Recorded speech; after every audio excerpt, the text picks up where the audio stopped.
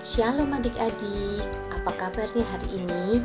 Kakak berdoa adik-adik dan juga keluarga semua yang ada di rumah dalam perlindungan Tuhan Yesus.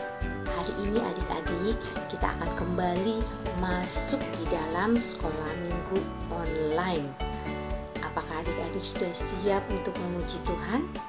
Kalau adik-adik sudah siap untuk memuji Tuhan dan juga nanti kita akan mendengarkan firman Tuhan, mari kita bersatu di dalam doa. Tuhan Yesus, terima kasih buat hari ini kami boleh kembali datang ke rumah Tuhan. Kami mengucap syukur buat setiap penyertaan dan pertolongan maupun pimpinan Tuhan di dalam kehidupan kami sepanjang minggu yang telah kami lalui. Dan sebagai ucapan syukur kami kepada Tuhan, kami mau masuk di dalam ibadah sekolah minggu online. Kami mau memuji Tuhan, kami mau memuliakan Tuhan, kami mau meninggikan Tuhan melalui puji-pujian yang kami naikkan di hadapan-Mu. Biarlah pujian kami ini Tuhan boleh berkenan di hadapan Tuhan. Terima kasih ya Bapa. Di dalam nama Tuhan Yesus Kristus kami sudah berdoa dan mengucap syukur. Haleluya. Amin. Adik-adik, sekarang saatnya kita akan memuji Tuhan bersama-sama dengan teman-teman adik-adik yang lain. Selamat mengikuti.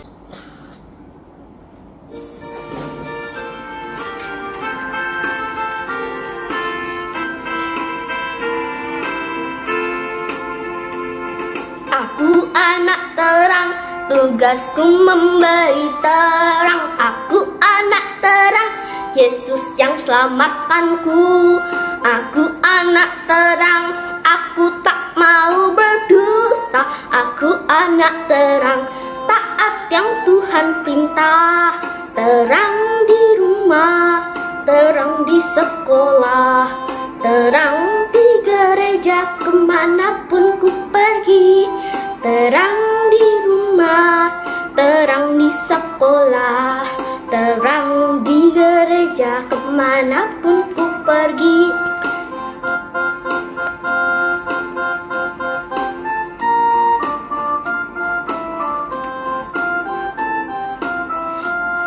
Aku anak terang, tugasku memberi terang. Aku anak terang, Yesus yang selamatkanku. Aku anak terang, aku tak mau berdusta. Aku anak terang, taat yang Tuhan perintah. Terang di rumah, terang di sekolah, terang di gereja, kemanapun ku pergi. Terang di rumah, terang di sekolah, terang di gereja, kemanapun ku pergi. Terang di gereja, kemanapun ku pergi.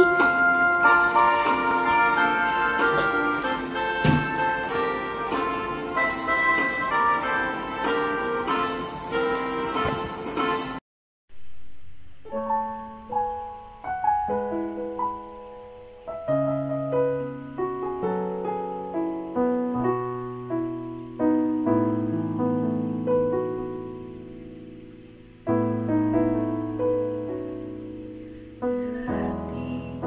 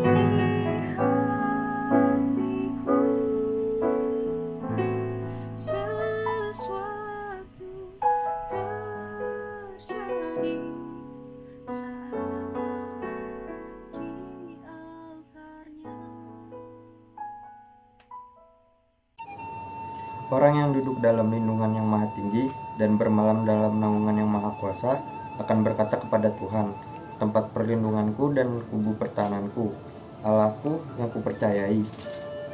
Sungguh dialah yang akan melepas engkau dari jerat penangkap burung dan penyakit sampar yang busuk. Dengan kepaknya ia akan melindungi engkau. Di bawah sayapnya engkau akan berlindung. Kesetiaannya ialah perisai dan pagar tembok. Engkau tak usah takut terhadap kedahsyatan malam, terhadap panah yang terbang di waktu siang, terhadap penyakit sampar yang berjalan di dalam gelap, terhadap penyakit menular yang mengamuk di waktu petang. Walau 1.000 orang rebah di sisimu dan 10.000 di sebelah kananmu, tetapi itu tidak akan menimpamu. Engkau hanya menontonnya dengan matamu sendiri dan melihat pembalasan terhadap orang-orang fasik. Sebab Tuhan ialah tempat perlindunganmu, yang maha tinggi telah kubuat tempat perteduhanmu. Malapetaka tidak akan menimpa kamu, dan tulah tidak akan mendekat kepada kemahmu. Sebab malaikat-malaikat yang akan diperintahkannya kepadamu untuk menjaga engkau di segala jalanmu. Mereka akan menantang engkau di atas tangannya, supaya kakimu jangan terantuk kepada batu. Singa dan ular tedung akan kulangkahi. Engkau akan menginjak anak singa dan ular naga. Sungguh hatinya melekat kepadaku, maka aku akan meluputkannya. Aku membentenginya sebab ia mengenal namaku. Bila ia berseru kepadaku, aku akan menjawab. Aku akan menyertai dia dalam kesesakan. Aku akan meluputkannya dan memuliakannya. Dengan panjang umur akan kukenyangkan dia dan akan kuperlihatkan kepadanya keselamatan daripadaku. Nah, adik-adik, tadi kita sudah memuji Tuhan, kita sudah meninggikan Tuhan. Sekarang saatnya kita mau dengarkan firman Tuhan. Kita mau menyiapkan hati kita nih Tuhan, adik-adik. Kalau adik-adik sudah siap, kita bersatu di dalam doa. Tuhan Yesus, kami tadi sudah memuji-Mu, kami juga sudah meninggikan Tuhan. Biarlah setiap pujian, penyembahan yang kami naikkan di hadapan Tuhan itu boleh berkenan, boleh menyenangkan hati Tuhan. Dan saat ini kami mau menyiapkan hati kami untuk mendengarkan firman Tuhan. Berikan kepada kami ya Bapa, hati yang mau dengar, hati yang mau taat dan tunduk kepada firman Tuhan. Berikan kepada kami telinga yang mendengarkan firman Tuhan, sehingga firman itu boleh tumbuh subur di dalam hati kami. Firman itu boleh mengajar kami, firman itu boleh mendidik kami, firman itu boleh mengubahkan kami, menjadikan kami anak-anak yang sesuai dengan kehendak Tuhan. Terima kasih Tuhan Yesus, di dalam nama Tuhan Yesus Kristus kami sudah berdoa dan mengucap syukur. Haleluya, amin. Shalom, selamat hari Minggu adik-adik yang terkasih dalam nama Tuhan Yesus. Sebelum kita mendengarkan firman Tuhan, mari kita bersatu dalam doa. Tuhan Yesus yang baik, kami mengucap syukur kepada Tuhan untuk hari ini Tuhan. Terima kasih untuk kesehatan, terima kasih untuk kekuatan, terima kasih untuk kesempatan yang indah. Kami sudah memuji Tuhan, sekarang saatnya kami mau mendengarkan firman Tuhan. Kiranya Tuhan akan mengurapi kami semua Tuhan, terutama Marta yang akan menyampaikan firman Tuhan. Biarlah urapan yang daripadamu dan sembunyikan di balik salib-Mu. Ampuni dosa-dosa kami. Dalam nama Tuhan Yesus kami sudah berdoa dan bersyukur. Haleluya, amin. Adik-adik, hari ini kita akan membahas tentang pengampunan. Jadi pengampunan itu diambil dari Matius 18 ayat 21 sampai 35. Cerita ini adik-adik itu hanya ada di Matius saja, tidak ada di mana-mana. Jadi satu kali Petrus datang kepada Tuhan Yesus, dia ngomong seperti ini sama Tuhan Yesus, "Tuhan, sampai berapa kali sih aku harus mengampuni orang yang bersalah sama aku?" katanya. Terus sampai 7 kali. Terus Tuhan Yesus bilang seperti ini, "Kalau itu enggak sampai 7 kali Petrus, karena 7 itu adalah angka yang sempurna. Tetapi Tuhan Yesus bilang 70 kali 7 kali. Ayo, siapa yang sudah sekolah, sudah belajar kali-kalian? Kamu pasti tahu 70 kali 7 itu sama juga dengan 490. 1 tahun dari Januari sampai Desember itu 365 ya. Berarti kalau 490 banyakan mana? 490 atau 365? Pasti banyakan 490. Jadi setiap hari kita harus mengampuni dan mengampuni. Terus Tuhan Yesus bilang seperti ini sama Petrus. Petrus, aku akan ceritain suatu cerita ya yang bisa membantu kamu supaya bisa tahu caranya mengampuni seperti apa gitu ya. Jadi di dalam Matius 18 ini dikatakan seperti ini. Hal kerajaan surga seumpama seorang raja yang hendak mengadakan perhitungan dengan hamba-hambanya. Jadinya semua hamba-hamba yang punya utang ya dipanggil-panggilin. Ini ada satu hamba bilang ini, aduh gimana ya, hutangku tuh banyak banget sama raja. Kayaknya aku gak bisa bayar deh. Aku harus menghadap istana, aku harus menghadap raja. Mungkin aku nih orang yang pertama menghadap raja. Bagaimana ya? Apa yang harus aku lakukan gitu ya kan? Terus tau gak adik-adik? Hamba ini punya hutang 10.000 talenta. Ya, 10.000 kali 6.000 berarti 60 juta dinar. Wow, banyak ya adik-adik ya. Nolnya berjejer tuh. Bagaimana ya? Aku harus bayar gitu ya kan? Aku nggak punya uang gitu ya kan? Bagaimana gitu ya kan? Nggak mampu. Terus raja itu bilang gini, bagaimana kamu? Katanya gitu ya. Ya udah, kalau kamu nggak mampu bayar, udah jual aja deh. Kamu jual istri kamu, jual anak kamu, jual semua harta kamu supaya kamu bisa bayar itu hutang kamu gitu ya kan? Terus si hamba itu bilang gini ya, dia sujud loh, dia sujud menyembah sampai kepalanya sampai ke lantai. Dia bilang ini, aduh raja, sabar ya, pokoknya nanti hutangnya dibayar deh ya. Tapi raja ini baik sekali adik-adik. Dia bilang gini, di dalam kata-kata di ayat yang ke-27 dikatakan, lalu tergeraklah hati raja itu sehingga ia membebaskan, bayangkan ya, dan menghapuskan. Bebas, hapus ya. Berarti 60 juta dinar itu melayang, gak harus dibayar. Waduh, bagaimana adik-adik rasanya ya, punya utang 60 juta dinar terus akhirnya gak dibayar gitu. Bagaimana rasanya? Wah, pasti senang banget dong ya gak? Lah, abis gitu dia bilang ini, terima kasih raja gitu ya kan. Lalu dia keluar. Nah, dia ketemu sama hamba yang satu lagi. Dia ketemu sama temennya. Temennya ini punya hutang sama hamba yang pertama tadi, yang punya utang 60 juta. Nah, cuman 100 dinar.